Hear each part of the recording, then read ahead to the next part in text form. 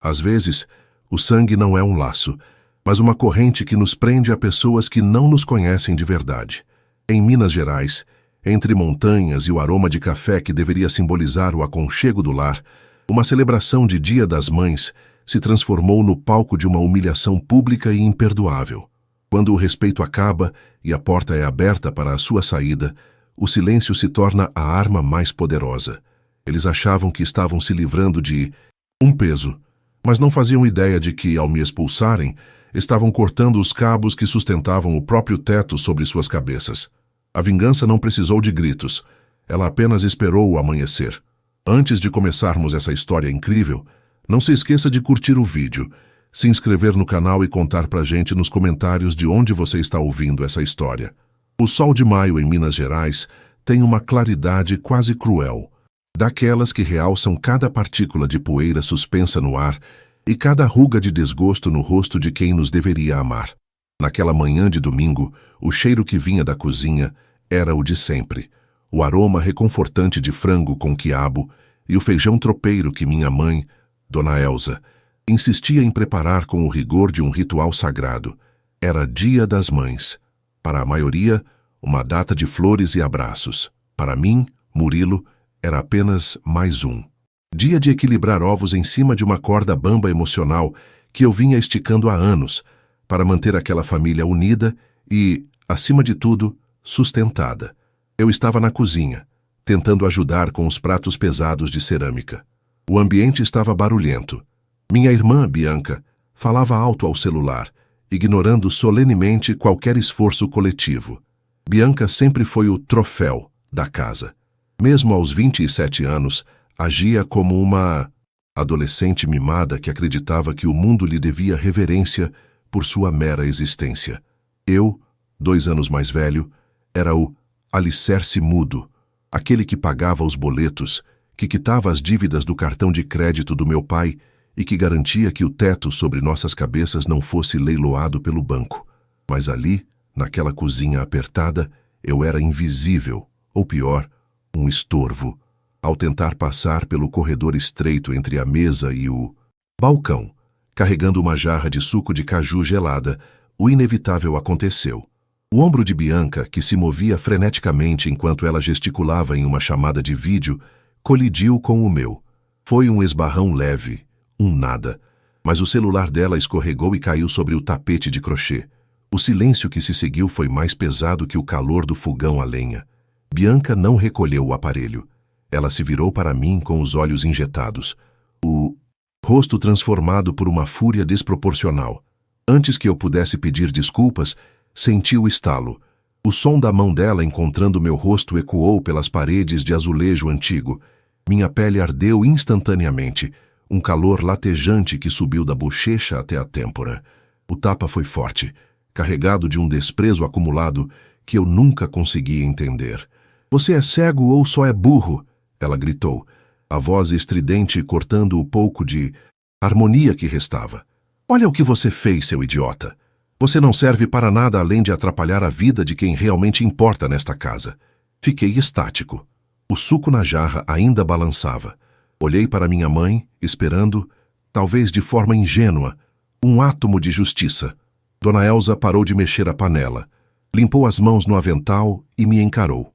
Não havia carinho em seus olhos, apenas uma irritação fria, como se eu fosse um inseto que tivesse pousado no banquete festivo dela. "Murilo, eu não vou tolerar esse tipo de confusão no meu dia", disse ela, com uma voz cortante. "Sua irmã está nervosa. Ela trabalha muito. Peça desculpas a ela agora ou saia desta casa. Eu cansei do seu jeito sombrio estragando o clima da família. Peça perdão de joelho se for preciso. Ou pegue suas coisas." Aquelas palavras foram piores que o tapa. Sua irmã trabalha muito. Bianca, mal, conseguia manter um emprego por 3 meses, enquanto eu passava 10 horas por dia em frente a planilhas de logística para garantir que o sustento de todos estivesse garantido. Olhei para o canto da sala. Meu pai, Getúlio, estava sentado na poltrona, observando tudo. Ele, o homem que eu resgatei do Serasa 3 vezes, o homem que tinha o carro na garagem graças ao meu bônus de Natal. Ele não disse uma palavra. Não houve um Parem com... Isso aqui sou um. Ele não teve culpa. Getúlio simplesmente se levantou, caminhou até a porta da sala e a segurou aberta. O rangido das dobradiças soou como um veredito final. O olhar dele era vazio, uma indiferença que doía mais que o ódio de Bianca. Eu não dei um pio. Senti um nó na garganta, mas não era de choro. Era de uma percepção súbita e gélida. Eu estava pagando para ser humilhado. Eu era o caixa eletrônico deles, mas não era o filho nem o irmão. Coloquei a jarra de suco sobre a mesa com uma calma que me surpreendeu. Caminhei até o meu quarto, sob o olhar vitorioso de Bianca e o desprezo de minha mãe, que já voltava a cantarolar uma música qualquer enquanto servia o frango. Em menos de 10 minutos, juntei o essencial em uma mochila. Meu notebook, alguns documentos e poucas mudas de roupa. O restante das coisas, os móveis que eu comprei, a TV de 60 polegadas, que Bianca usava para ver suas séries, o videogame caro que meu pai tanto gostava, ficariam lá, por enquanto. Ao passar pela sala para sair, Bianca riu, um som seco e debochado. Vai tarde, estorvo. Aproveita e leva sua energia negativa daqui. A gente não precisa de você para ser feliz. Passei pela porta que meu pai ainda segurava. Ao cruzar o umbral, parei por um segundo e olhei nos olhos dele. Ele desviou o olhar para o jardim. Eu desci os degraus da varanda e comecei a caminhar pela rua de paralelepípedos. O sol de maio continuava brilhando, mas eu sentia um frio cortante por dentro. Eles achavam que tinham me expulsado de casa, mas a verdade é que eu era a única viga que sustentava aquele teto podre. Caminhei até o ponto de ônibus, com o rosto ainda vermelho da marca dos dedos de Bianca. Enquanto esperava, peguei meu celular. Meus dedos tremiam levemente. Não de medo, mas de uma antecipação sombria. Eles queriam que eu saísse? Pois bem, eu sairia por completo. A casa estava no meu nome. O contrato de aluguel do pequeno galpão, onde meu pai tentava manter uma oficina de marcenaria falida, também estava no meu nome. As contas de luz, água e internet, débito automático na minha conta corrente. O carro que meu pai dirigia, eu era o titular do financiamento. Sentei-me no banco de madeira do ponto e abri o aplicativo do banco. Com alguns toques, cancelei todos os agendamentos de pagamento. Bloqueei os cartões adicionais que Bianca e minha mãe usavam para comprinhas essenciais no shopping da cidade vizinha. Por fim, enviei uma mensagem curta para o proprietário do galpão da oficina, avisando que eu não renovaria o contrato que vencia exatamente naquela segunda-feira. O silêncio do domingo seria a última paz que eles teriam. Eles me expulsaram pela manhã, sem saber que, ao amanhecer do dia seguinte, o mundo deles desabaria de uma forma que nenhum pedido de desculpas seria capaz de consertar. Eu sempre fui o filho que resolvia tudo. Agora, eles teriam que aprender a resolver a própria ruína. A noite de domingo em Minas Gerais costuma ser silenciosa, um prelúdio melancólico para a semana que se inicia, mas para mim, o silêncio era uma tempestade interna. Eu me hospedei em uma pequena pousada no centro da cidade, um lugar chamado Recanto das Hortênsias, que de recanto não tinha nada, apenas o cheiro de mofo e móveis de madeira que rangiam a cada passo. O quarto era pequeno, com uma lâmpada amarela que oscilava levemente, mas era o meu santuário. Pela primeira vez em 10 anos, eu não estava ouvindo as reclamações constantes de Bianca sobre o sinal do Wi-Fi ou as indiretas de Dona Elsa sobre como o meu sucesso profissional subiu a cabeça e me tornou um filho egoísta. Eu me sentei na beira da cama de solteiro e encarei minhas mãos. Elas ainda tremiam um pouco. Abri o notebook sobre o colo, a luz fria da tela iluminando o meu rosto cansado. O processo de desmonte começou de forma técnica, quase cirúrgica. Sabe, quando você é o provedor silencioso, você acaba criando uma teia complexa que sustenta a vida de todos. Eu era o arquiteto daquela zona de conforto e agora eu seria o demolidor. Primeiro, acessei o portal da companhia de energia e da empresa de saneamento. Como as contas estavam no meu CPF e vinculadas ao meu endereço eletrônico, foi simples solicitar o desligamento por mudança de domicílio. Tem certeza que deseja encerrar o serviço? Perguntava a caixa de diálogo na tela. Um sorriso amargo surgiu no meu rosto. Cliquei em sim, sem hesitar. Em seguida, fiz o mesmo com o plano de internet de fibra óptica, o melhor da cidade, que eu pagava para que Bianca pudesse passar o dia postando fotos fúteis e fazendo vídeos de dancinhas enquanto eu me matava de trabalhar. Eu conseguia imaginar a cena na manhã seguinte.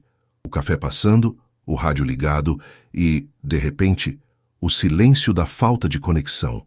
Mas isso era apenas o começo. O golpe mais profundo viria através do patrimônio, a casa onde eles moravam, aquela construção de 2 pavimentos com varanda colonial e um jardim que eu mantinha impecável, não pertencia a Getúlio ou Elsa. No papel, diante da lei e de Deus, a casa era minha. Meus pais tinham o nome sujo há décadas por causa de empréstimos mal administrados e cartões estourados. Por isso, quando comprei o imóvel, fiz tudo no meu nome para protegê-los de penhoras. Que ironia! O teto que me expulsou. Que era juridicamente o meu teto. Liguei para o Dr. Arnaldo, um advogado amigo de longa data que conhecia bem o histórico da minha família. Murilo, a essa hora, aconteceu alguma coisa? A voz dele estava rouca de sono, carregada com o sotaque típico daqui. Arnaldo, desculpe a hora, mas eu cansei. Quero que você prepare uma notificação de desocupação para o imóvel da Rua das Acácias. Sim, a minha casa. Quero eles fora de lá. O mais rápido possível. Houve um silêncio do outro lado da linha. Arnaldo sabia das humilhações que eu passava, mas acho que ele nunca imaginou que eu chegaria ao limite. Tem certeza, meu amigo? É sua mãe, seu pai, a Bianca. Eles deixaram de ser minha família no momento em que meu pai segurou a porta para eu sair, depois que minha irmã me agrediu. Eles não me querem lá? Pois bem, eu também não os quero na minha propriedade. Desliguei o telefone e senti um peso imenso saindo das minhas costas, mas a tristeza ainda estava lá, como um resíduo amargo no fundo da xícara de café mineiro. Lembrei-me de quantas vezes deixei de comprar algo para mim, uma camisa nova, um relógio, uma viagem, para garantir que Bianca tivesse o celular de última geração ou para que meu pai pudesse reformar a oficina que ele mal usava. Eu era o porto seguro, mas eles me tratavam como se eu fosse o naufrágio. O sono não veio. Passei a madrugada revisando planilhas. Eu tinha o controle de tudo. O carro, um sedã prateado que meu pai exibia pela praça da cidade, como se fosse fruto do seu próprio suor, estava com 3 parcelas de financiamento em atraso que eu planejava quitar com o bônus de maio. Não quitaria mais.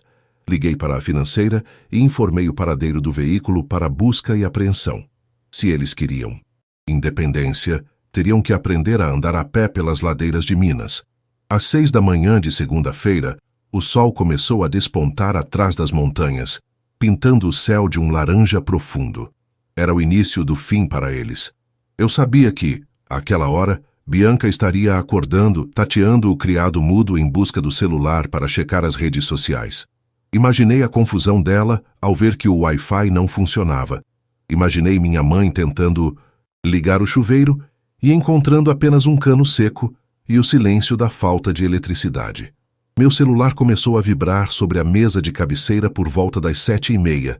O nome na tela, Mãe, deixei vibrar até cair na caixa postal. Logo em seguida, uma ligação de Bianca. Depois Getúlio. Ignorei todas. Eu não queria gritos, não queria desculpas esfarrapadas ou o choro manipulador de Dona Elsa, que sempre usava sua saúde frágil, para me dobrar. Saí da pousada e fui até uma padaria próxima. O cheiro de pão de queijo quentinho e café fresco impregnava o ar, um contraste bizarro com a guerra que eu havia acabado de declarar.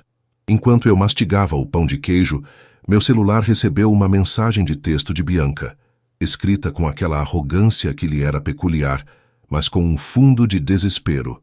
Murilo, que palhaçada é essa? A internet caiu e a luz também. Pai está tentando ligar para a companhia, mas dizem que o contrato foi encerrado a seu pedido. Liga para lá agora e resolve esse trem. Tenho uma reunião online em meia hora. Eu bebi um gole do café preto, sentindo o calor descer pela garganta. Digitei apenas uma frase de resposta. Ué, mas vocês não disseram que não precisavam de mim para serem felizes? Pois bem, comecem a ser felizes sem a minha luz e sem o meu dinheiro. A casa deve ser desocupada em 30 dias. O oficial de justiça logo baterá aí com os detalhes. Bloqueei o número dela imediatamente. A sensação não era de prazer. Era de uma justiça fria e necessária. Eu havia sido o escravo emocional e financeiro deles por tempo demais. Eles achavam que o sangue lhes dava o direito de me pisar, mas esqueceram que era o meu suor que pagava o privilégio de eles terem um chão para pisar. De repente, um carro parou bruscamente em frente à padaria. Era o sedã prateado do meu pai. Ele desceu do carro com o rosto vermelho, o cabelo desgrenhado, parecendo 10 anos mais velho do que na manhã anterior. Ele me viu através da vidraça. O olhar de indiferença que ele teve ao segurar a porta para mim no domingo havia sumido, substituído por uma mistura de pânico e ódio. Ele entrou na padaria, os passos pesados fazendo as outras pessoas olharem. "O que você pensa que está fazendo, Murilo?" Ele rugiu, a voz embargada. "Sua mãe está em prantos em casa. Bianca perdeu um trabalho importante. Você enlouqueceu, só?" Eu continuei sentado, olhando para ele com uma calma que parecia irritá-lo ainda mais.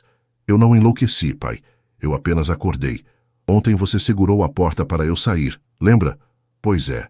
Eu saí e levei tudo o que me pertence comigo, incluindo o conforto que vocês nunca te agradeceram." Getúlio permanecia parado no meio da padaria, as mãos calejadas tremendo levemente ao lado do corpo, enquanto os clientes habituais desviavam o olhar, fingindo um interesse súbito em seus próprios cafés.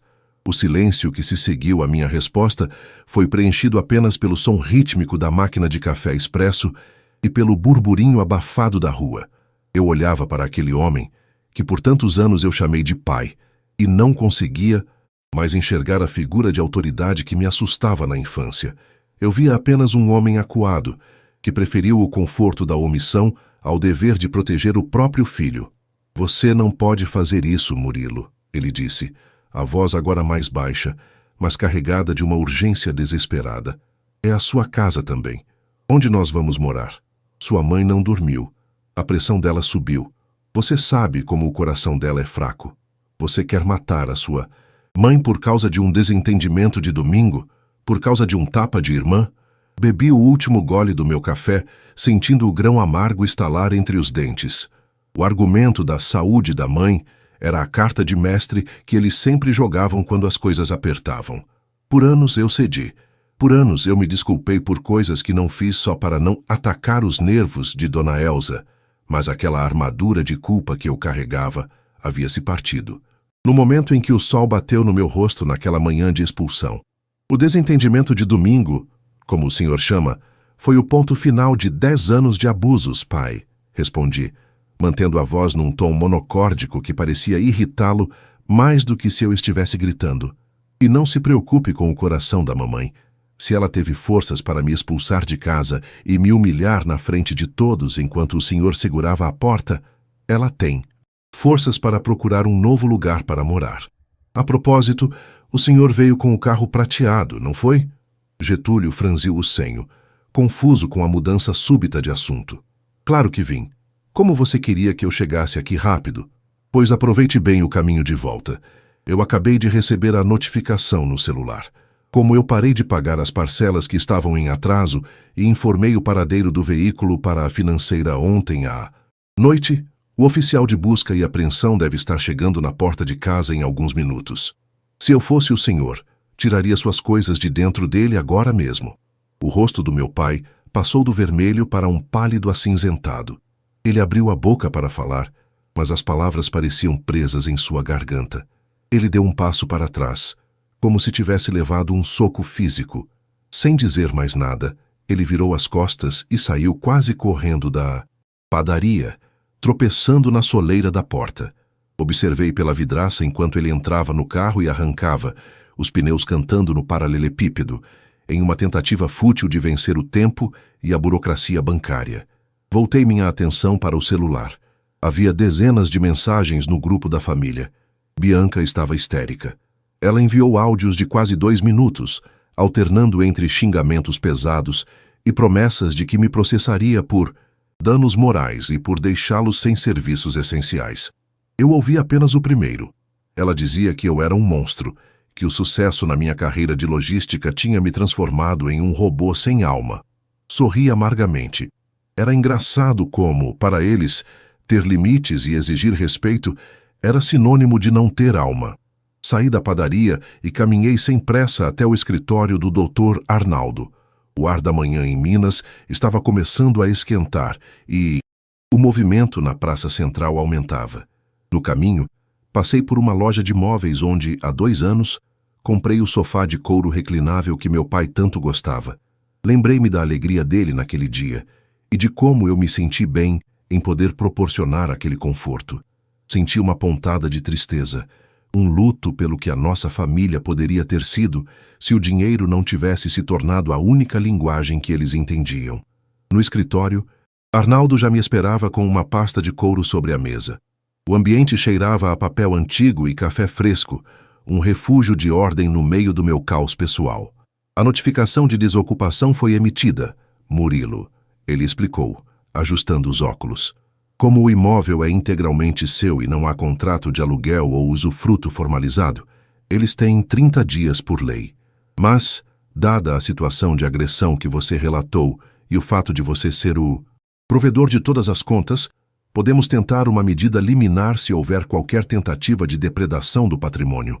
Eu não quero briga judicial prolongada, Arnaldo. Só quero o que é meu. Quero poder entrar na minha casa sem ser tratado como um estranho que só serve para pagar as contas.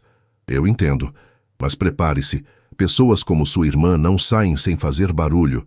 Saí de lá com uma cópia dos documentos. Eu precisava ir até a casa, não para entrar, mas para garantir que o oficial de justiça fizesse a entrega da notificação e para ver, com meus próprios olhos, o guincho levando o carro.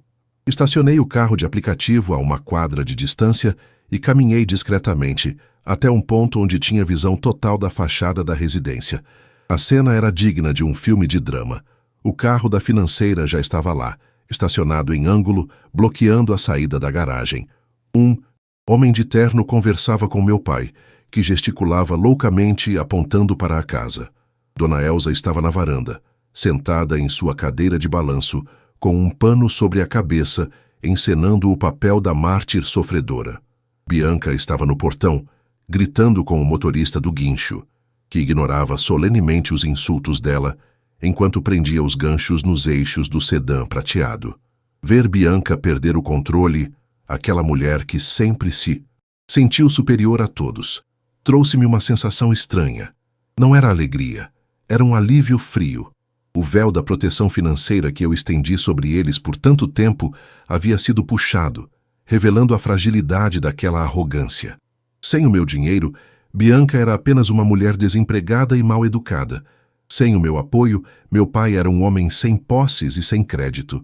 O guincho começou a subir, elevando o carro. O som do metal rangendo. Contra as rampas parecia um grito de protesto da vida luxuosa que eles levavam às minhas custas.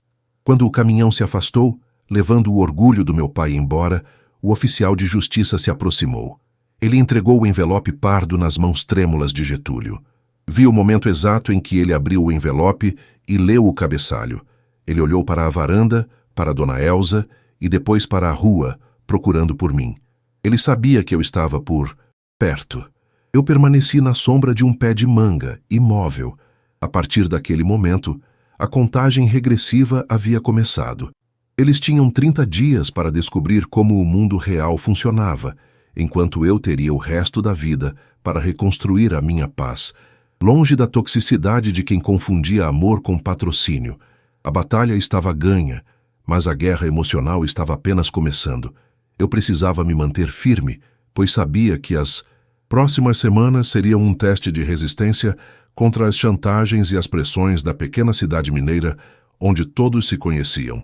Os 30 dias que se seguiram àquela manhã de domingo foram os mais longos e ruidosos da minha vida. A pequena cidade de interior, com suas fofocas que correm mais rápido que as águas do Rio das Velhas, transformou-se em um tribunal de inquisição. Minha tia Marinalva, uma mulher que nunca moveu uma palha, para ajudar meus pais, mas adorava ditar regras morais, ligava-me de hora em hora. Murilo, meu filho, o sangue não vira água. Como você pode deixar sua própria mãe ir para um aluguel de fundos? Ela bradava ao telefone.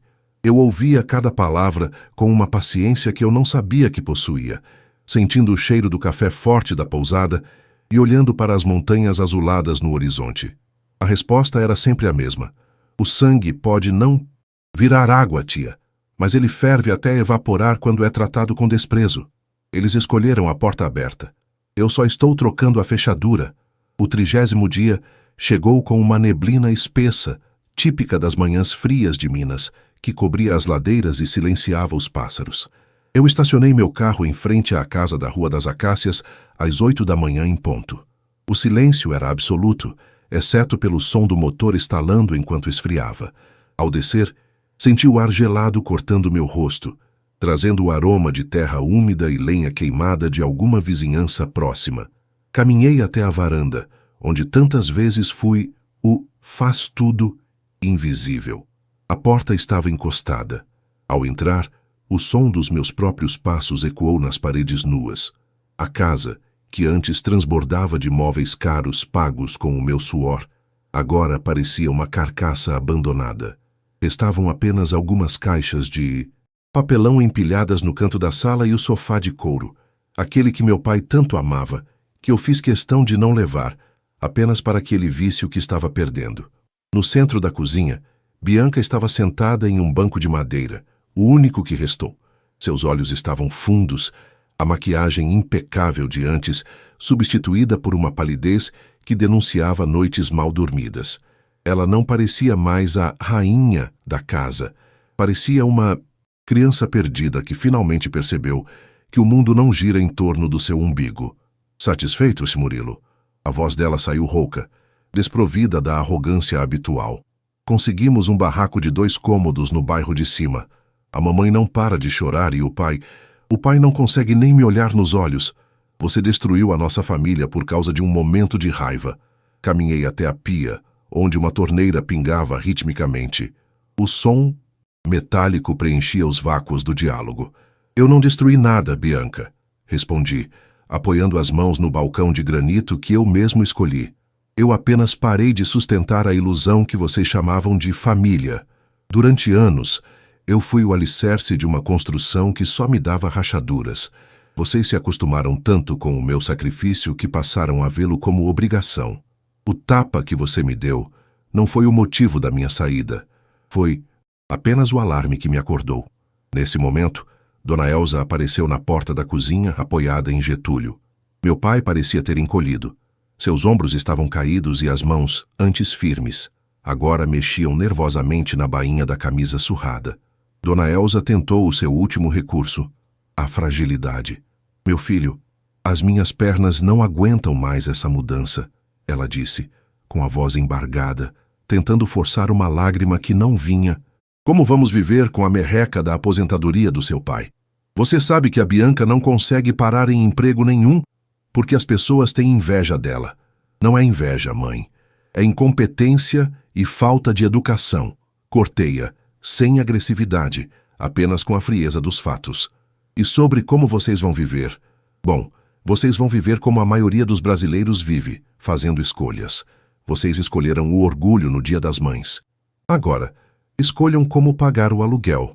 Eu já quitei o 1º mês do novo lugar para que vocês não ficassem na rua hoje, como um último gesto de consideração. Depois disso, cada um segue o seu caminho.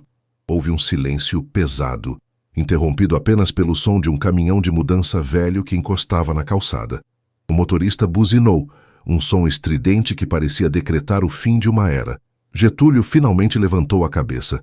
Ele me olhou e por um breve segundo vi um vislumbre de arrependimento, ou talvez fosse apenas o medo do futuro incerto. Eu devia ter fechado aquela porta, Murilo, ele murmurou, quase para si mesmo. Devia, pai, mas o senhor preferiu segurá-la aberta para que eu fosse embora. E agora sou eu quem vai fechar. Eles começaram a carregar as últimas caixas. Observei cada um deles sair pela mesma porta que, um mês atrás, foi o cenário da minha expulsão. Bianca passou por mim sem dizer nada, mas seu olhar era de um ódio impotente. Dona Elsa saiu resmungando sobre a ingratidão dos filhos modernos, e meu pai foi o último, carregando uma sacola de ferramentas que ele mal saberia usar agora, que não tinha mais a oficina subsidiada por mim. Quando a casa ficou finalmente vazia, eu me sentei no chão da sala, bem no centro, onde a luz do sol de junho entrava em frestas douradas. O cheiro de cera e poeira era o cheiro da liberdade. Eu não me sentia um vilão nem um herói de filme. Sentia-me apenas um homem que recuperou a posse de si mesmo. Peguei o celular e liguei para uma imobiliária. Olá, gostaria de colocar uma casa para alugar. Sim, na Rua das Acácias. Mas tenho uma condição. Quero que seja para uma família que realmente precise de um recomeço. Alguém que saiba o valor de um teto. Saí da casa e tranquei a porta. O som da chave girando na fechadura foi o payoff mais satisfatório que eu poderia imaginar. Não houve gritos, não houve violência física. Houve apenas a retirada do suporte para quem não sabia valorizar a estrutura. Enquanto descia a rua, senti o peso que carreguei por 10 anos sumir completamente. Eu tinha economias, tinha meu emprego e, acima de tudo, tinha o meu respeito de volta. A vingança não é um prato que se come.